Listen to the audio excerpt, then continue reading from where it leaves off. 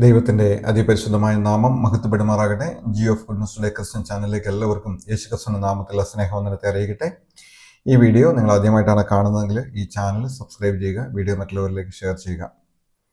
കഴിഞ്ഞ ദിവസം പത്തനാപുരത്തെ മതിലും അയക്കുന്നതുമായിട്ട് ബന്ധപ്പെട്ട ഒരു വീഡിയോ ചെയ്തു. അതിനകത്ത് അനേകർക്ക് ആശ്വാസമായി, അനുഗ്രഹമായി എന്നൊക്കെ ചിലരൊക്കെ ഫോണിൽ വിളിച്ച് അറിയിക്കാൻ തക്ക ആയിത്തീർന്നു. വളരെ സന്തോഷം. ദൈവം സഹായിക്കട്ടെ. വചനം നമ്മുടെ ബുദ്ധിയിൽ കയറ്റി വെച്ചിട്ട് യാതൊരുവിധ പ്രയോജനവും നമുക്കുണ്ടാകുന്നില്ല. വചനം നമ്മുടെ ഹൃദയത്തിലേക്ക് ചെന്ന് നല്ല നിലത്ത് വീണ് ഒരു വിത്തായിട്ട് അത് വളരണം. അപ്പോൾ മാത്രമാണ് അത് നമ്മിൽ ഒരു ജീവൻ ഉണ്ടാക്കുവാനായിട്ട് സാധിക്കുകയുള്ളൂ. അത് മറ്റുള്ളവർക്കും ഒരു ഫലം കൊടുക്കുവാനായിട്ട് സാധിക്കുകയുള്ളൂ. 121 സങ്കീർത്തനം ദാവീദ് എഴുതിയ ഒരു സങ്കീർത്തനമാണ്. ദാവീദ് പറയുകയാണ്, ഞാൻ എൻ്റെ കണ്ണ് പർവ്വതങ്ങളിലേക്ക് ഉയർത്തുന്നു, എനിക്ക് സഹായം എവിടെ നിന്ന് വരും.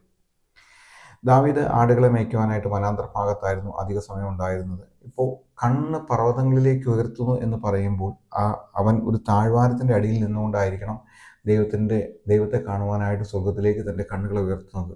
പക്ഷേ അവൻ സ്വർഗത്തിലേക്ക് കണ്ണുകൾ ഉയർത്തുമ്പോൾ അവൻ കാണുന്നത് പർവ്വതത്തിൻ്റെ ശിഖരങ്ങളാണ് കാണുന്നത്. വളരെ ഉയർന്നു നിൽക്കുന്ന പർവ്വതങ്ങളാണ് ദാവീദ് കാണുന്നത്. ദാവീദ് പറയാണ്, ഞാൻ എൻ്റെ കണ്ണ് പർവ്വതങ്ങളിലേക്ക് ഉയർത്തുന്നു. ആ വാസ്തവത്തിൽ കണ്ണ് സ്വർഗത്തിലേക്ക് തന്നെയാണ് ഉയർത്തുന്നത്. പക്ഷേ ആ പർവ്വതങ്ങളിലേക്ക് അവൻ്റെ കണ്ണ് അവൻ ഉയർത്തുകയാണ്. ആ പർവ്വതം എന്ന് പറയുമ്പോൾ ദൈവം ആകുന്ന പർവ്വതത്തിൻ്റെ അടുക്കലേക്ക് അവൻ്റെ കണ്ണ് അവൻ ഉയർത്തുകയാണ്.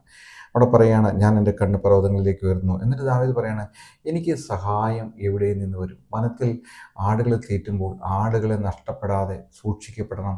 കാട്ടുമൃഗങ്ങൾ, വന്യമൃഗങ്ങളെല്ലാം ഉള്ള കാട്ടിൽ ഇടയന്മാർ വേറെ ഉണ്ടായിരിക്കും. എന്നാലും ദാവീദ് ദൈവത്തിൽ ആശ്രയിക്കുകയാണ്. എനിക്ക് എവിടെ നിന്നാണ് സഹായം വരുന്നത്? കരടി വരുമ്പോൾ, സിംഹം വരുമ്പോൾ, വന്യമൃഗങ്ങൾ വരുമ്പോൾ എനിക്ക് എവിടെ നിന്നാണ് സഹായം വരുന്നത്?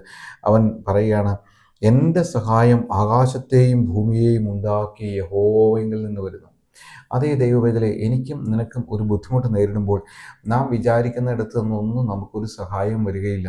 നാം ചില കാര്യങ്ങളെ നേരിടേണ്ടതായിട്ട് വരുമ്പോൾ, ചില പർവ്വതങ്ങളെ അഭിമുഖീകരിക്കേണ്ടതായിട്ട് വരുമ്പോൾ, ചില വന്യമൃഗങ്ങളെ നേരിടേണ്ടതായിട്ട് വരുമ്പോൾ നാം വിചാരിക്കും അയലോക്കത്തുള്ളവർ നമ്മൾക്ക് സഹായത്തിനായിട്ട് വരുമെന്ന്. അവർ നമ്മളെ സഹായിക്കാനായിട്ട് വരികയില്ല. നാം വിചാരിക്കും നമ്മുടെ ബന്ധുക്കൾ നമുക്ക് സഹായത്തിനായിട്ട് വരുമെന്ന്. അവർ നമ്മെ സഹായിക്കാനായിട്ട് വരികയില്ല. ഒരുപക്ഷെ നാം നിൽക്കുന്ന വാർഡിലെ മെമ്പറോ അല്ലെങ്കിൽ പഞ്ചായത്തിലെ പ്രസിഡന്റോ ഒക്കെ നമ്മളെ സഹായിക്കാൻ വരുമെന്ന് നമ്മൾ വിചാരിച്ചേക്കാം. എന്നാൽ അവരും നമ്മളെ സഹായിക്കാനായിട്ട് വരികയില്ല. എന്നാൽ ഇനി അതിനേക്കാളൊക്കെ ഉപരിയായിട്ട് സഭയിലെ സഹോദരന്മാരെന്ന് പറഞ്ഞാൽ ദൂതന്മാരെ പോലെയാണല്ലോ. അപ്പോൾ നമ്മുടെ ഈ പ്രശ്നത്തിൽ ഇടപെടുവാനായിട്ട് സഹോദരന്മാർ വരുമെന്ന് നമ്മൾ നിരൂപിക്കും. സഹോദരന്മാരും നമ്മുടെ ജീവിതത്തിലേക്ക് ഇടപെടുവാനായിട്ട് വരികയില്ല. കാരണം മനുഷ്യൻ ഒക്കെ അങ്ങനെയാണ്.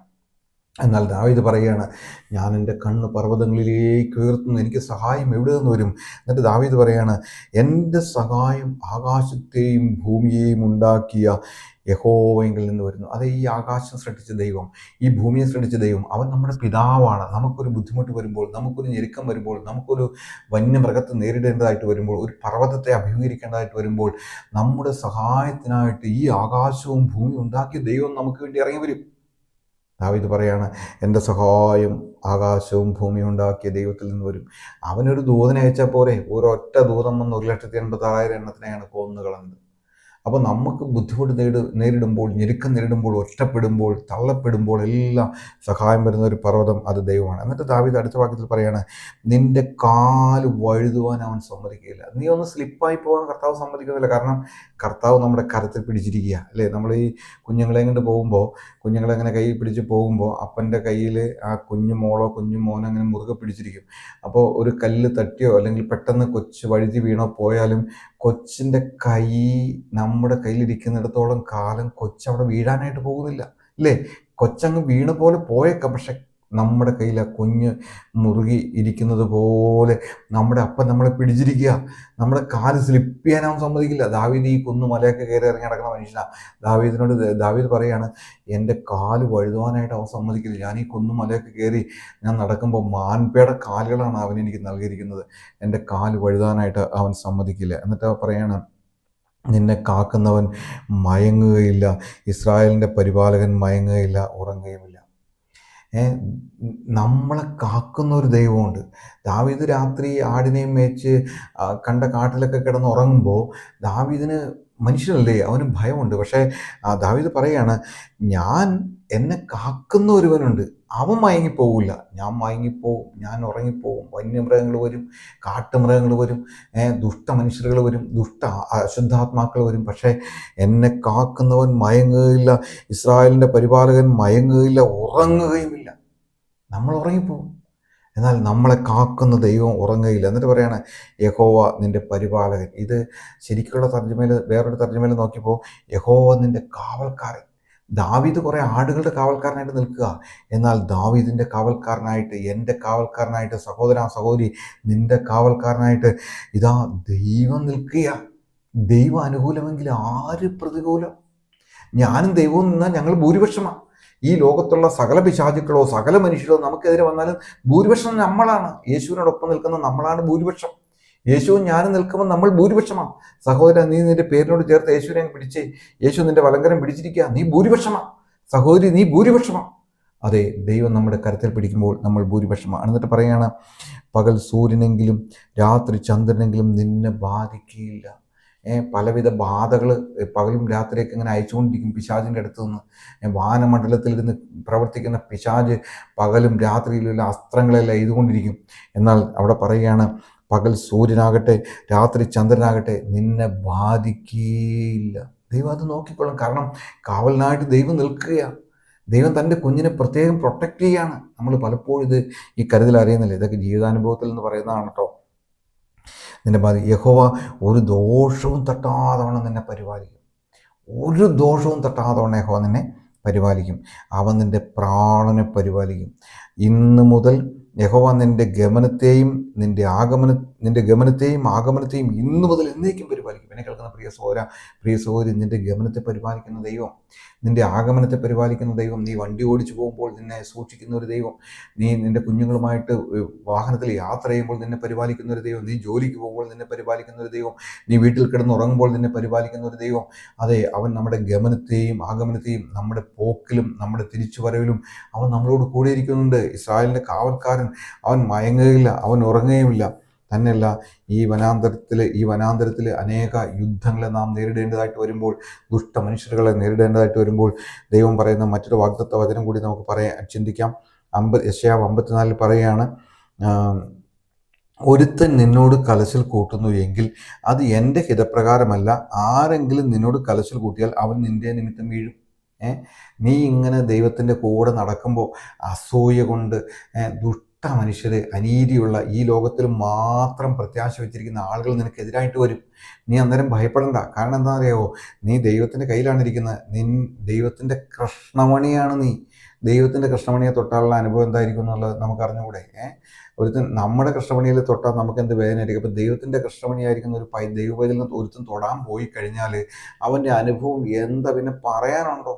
എന്നിട്ട് അവിടെ പറയുകയാണ്, ഒരുത്തൻ നിന്നോട് കലശൽ കൂട്ടുന്നുവെങ്കിൽ അത് എൻ്റെ ഹിതപ്രകാരമല്ല. ആരെങ്കിലും നിന്നോട് കലശൽ കൂട്ടിയാൽ അവൻ നിൻ്റെ നിമിത്തം വീഴും. നീ പ്രശ്നം ഉണ്ടാക്കാൻ പോകരുത്. നീ ഒരു പ്രശ്നത്തിനും പോയേക്കരുത്. നീ ദൈവത്തിൽ ആശ്രയിച്ച് ദൈവത്തെ ഭയപ്പെട്ട് ജീവിക്കുമ്പോൾ, നീ ആർക്കൊരു ദോഷവും ചെയ്യാതെ മുന്നോട്ട് പോകുമ്പോൾ നിൻ്റെ നേരെ ഒരുത്തൻ കലശൽ കൂട്ടാൻ വന്നാൽ ദൈവത്തിൻ്റെ വചനം പറയുകയാണ്, അവൻ നിൻ്റെ നിമിത്തം വീഴും. ദൈവം അവനെ വീഴിക്കും, ദൈവം അവനെ നശിപ്പിക്കും. കാരണം ദുഷ്ടന്മാർ മറിഞ്ഞു വീണില്ലാതെയാകും. ഈ ഭൂമിയിൽ മാത്രം പ്രത്യാശ വെച്ചിരിക്കുന്ന മനുഷ്യർ, യേശുക്രിസ്തു ഇല്ലാതിരിക്കുന്ന മനുഷ്യർ, അവർക്ക് പല സൂത്രങ്ങളും തന്ത്രങ്ങളും ഒക്കെ കാണും. അവരുടെ ഉള്ളിലിരിക്കുന്ന പിശാച് നമ്മളെ ആക്രമിക്കുവാനായിട്ട് പല പദ്ധതികളും പ്ലാൻ ചെയ്യും. എന്നാൽ ദൈവം നമ്മുടെ കരത്തിന് പിടിച്ചിരിക്കുകയാണ്. നമ്മുടെ കാല് വഴുതുവാനായിട്ട് അവൻ സമ്മതിക്കില്ല. ഇസ്രായേലിൻ്റെ പരിപാലകൻ ഉറങ്ങുന്നില്ല, മയങ്ങുന്നില്ല. അവൻ നമ്മെ കാവൽ ചെയ്തുകൊണ്ടിരിക്കുന്നു. പകല് സൂര്യൻ്റെ ബാധയോ ചന്ദ്രൻ്റെ ബാധയോ ഇതൊന്നും നമ്മളെ ബാധിക്കില്ല. യഹോവ ഒരു ദോഷവും തട്ടാതെ നമ്മളെ പാലിക്കും. ഇത് യെശയ്യാവിലെ ഈ വചനം ദൈവദാസന്മാർക്കുള്ള ഒരു വാഗ്ദത്തം കൂടിയാണ്. അവിടെ പറയുകയാണ്, നിനക്ക് വിരോധമായി ഉണ്ടാക്കുന്ന യാതൊരു ആയുധവും ഫലിക്കുകയില്ല. എന്നിട്ട് അവിടെ പറയുകയാണ്, യഹോവയുടെ ദാസന്മാരുടെ അവകാശവും എൻ്റെ പക്കൽ നിന്നുള്ള അവരുടെ നീതിയും ഇത് തന്നെയാകുന്നു എന്ന് യഹോവ അരുളി ചെയ്തു. ഒരു ദൈവദാസന് ദൈവം കൊടുക്കുന്ന പ്രൊട്ടക്ഷൻ എന്ന് പറയുന്നത് അവന് വിരോധമായി ഉണ്ടാക്കുന്ന ഒരായുധവും ഫലിക്കുകയില്ല. എന്നെ കേൾക്കുന്ന പ്രിയ സഹോദര, പ്രിയ സഹോദരി, ഈ വചനങ്ങളാൽ ദൈവം നമ്മെ അനുഗ്രഹിക്കട്ടെ. ഈ വചനം നമ്മുടെ ഹൃദയത്തിലേക്ക് കയറട്ടെ. നാം സഹായം വരുന്ന പർവ്വതത്തിലേക്ക് നമ്മുടെ കണ്ണുകളെ ഉയർത്തുമ്പോൾ ഉറപ്പായിട്ടും അവിടുന്ന് സഹായം വരും. നമ്മുടെ കർത്താവ് അങ്ങനെയുള്ളവനെ വാക്കുമാറാത്ത ദൈവമാണ്. ഇതൊരു നല്ല നിലത്തെ വീണ വിത്തായിട്ട് വിശ്വാസത്താൽ ഇത് മുളയ്ക്കട്ടെ, ഇത് വളരട്ടെ, ഇത് വളർന്ന് ശക്തി പ്രാപിക്കട്ടെ, ബലം പ്രാപിക്കട്ടെ, അനേകർ ഇതിൽ കൂടുവെക്കട്ടെ. നിന്റെ വചനം കേൾക്കുമ്പോൾ, നിന്റെ വിശ്വാസത്തിൻ്റെ വാക്കുകൾ കേൾക്കുമ്പോൾ അനേകർക്ക് ആശ്വാസം ഉണ്ടാകട്ടെ. ഈ നീതിമാൻ പന പോലെ തഴയ്ക്കുന്നു പറഞ്ഞാൽ പന പെട്ടെന്ന് അങ്ങോട്ട് വളരൂല. വാഴയും പയറും ഒക്കെ പെട്ടെന്ന് വളർന്ന് പെട്ടെന്ന് തന്നെ അതങ്ങ് പോകും. പക്ഷേ ഈ പന പതുക്കെ പതുക്കെ വളരുള്ളൂ. പക്ഷേ ഉണ്ടല്ലോ, ഒരു വളർച്ചയായിരിക്കും. അതൊരു വളർച്ചയായിരിക്കും. നീ സമയമെടുത്തേക്കാം. നീ ഇന്ന് കടന്നു പോകുന്ന സാഹചര്യങ്ങൾ, കഷ്ടങ്ങൾ, ഞെരുക്കങ്ങൾ, അതൊക്കെ നിന്നെ വളരാനായിട്ട് അനുവദിക്കുന്ന ഓരോ ഭാഗങ്ങളാണ്. എന്നാൽ നീ വളർന്ന് പുഷ്ടി പ്രാപിക്കും. നീതിമാൻ പന പോലെ വഴിക്കും, പന പോലെ തഴയ്ക്കും. ദൈവത്തിൻ്റെ വചനം വാക്കുമാറാത്ത ദൈവമാണ് നമ്മുടെ ദൈവം. വചനത്തിന് യാതൊരു മാറ്റവും വരികയില്ല. അതുകൊണ്ട് ഈ വചനത്തെ വിശ്വസിക്കുക, ആശ്രയിക്കുക. ദൈവം നമ്മെ എല്ലാവരെയും അനുഗ്രഹിക്കട്ടെ. കർത്താവിൻ്റെ വലിയ നാമം വാഴ്ത്തപ്പെടുമാറാകട്ടെ. നമുക്ക് പ്രാർത്ഥിക്കും. ഞങ്ങളുടെ സ്വർഗീയ നല്ല പിതാവായ ദൈവമേ, ഞങ്ങളെ കേൾപ്പിച്ച നല്ല വചനത്തിനായിട്ട് സ്തോത്രം. എന്ന് വചനം കേട്ട മക്കളൊക്കെ നീ അനുഗ്രഹിക്കണമെന്ന് കർത്താവ്. വിശേഷിച്ച ഈ ചാനൽ പുതുതായിട്ടും പഴയതായിട്ടും സബ്സ്ക്രൈബ് ചെയ്തിരിക്കുന്ന ഓരോ മക്കൾക്കായിട്ടും പ്രാർത്ഥിക്കുന്നു. ദൈവമേ, പ്രത്യേകമായിട്ട് നീ അവരെ അനുഗ്രഹിക്കണം. വചനം കേൾക്കാനുള്ള ദാഹം അവർക്ക് കൊടുക്കണമേ കർത്താവ്. വചനം പറയാനുള്ള കൃപ എനിക്ക് തരണമേ കർത്താവേ. അന്യോന്യം ഞങ്ങൾ അവിടെ ഇവിടെ എല്ലായിടത്തും ഒരുമിച്ച് പ്രാർത്ഥിക്കുവാൻ, ഒരു ശരീരമായിട്ട് വളരുവാൻ, ദൈവരാജ്യത്തിലേക്ക് അനേകരെ ആദായപ്പെടുത്തുവാൻ നിൻ്റെ മക്കളെല്ലാം നീ എടുത്ത് ഉപയോഗിക്കണമേ കർത്താവ്. ഈ ദുഷ്ടത നിറഞ്ഞ ലോകത്ത്, കാപ്പറ്റ് നിറഞ്ഞ ലോകത്ത്, വഞ്ചന നിറഞ്ഞ ലോകത്ത് അനിന്ദരും പരമാർത്ഥികളും നിഷ്കളങ്ക മക്കളുമായിട്ട് ജീവിക്കുവാൻ ഞങ്ങളെ സഹായിക്കണമേ. ശുദ്ധ ഹൃദയവും നല്ല മനസ്സാക്ഷിയും വ്യാജമില്ലാത്തൊരു വിശ്വാസമുള്ളവരായിട്ട് ജീവിക്കുവാൻ നിന്റെ മക്കൾക്ക് നീ കൃപ നൽകണമേ കർത്താവ്. അവിടെ നിങ്ങൾ ചെയ്യാൻ പോകുന്നതിനായിട്ട് സ്തോത്രം. മുഖത്തെടുത്തായിട്ട് എല്ലാ അടിയങ്ങൾക്ക് വേണ്ടി ജീവമിത്ര രക്ഷിതാവും കർത്താവുമായ യേശുക്രിസ്തുവിന്റെ പരിശുദ്ധമായ നാമത്തിൽ തന്നെ ആമേൻ.